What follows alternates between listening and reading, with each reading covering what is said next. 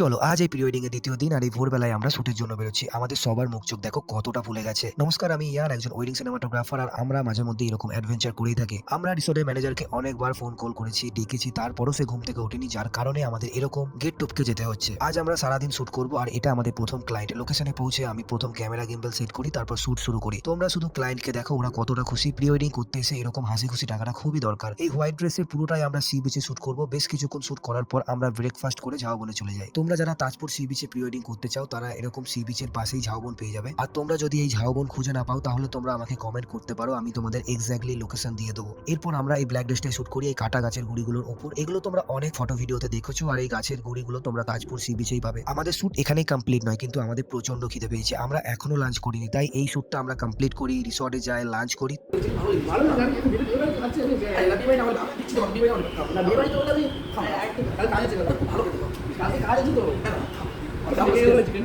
তারপর আমরা বেশ কিছুক্ষণ সুইমিং পুলে শুট করি, আর এই ব্লগটা এখানেই শেষ।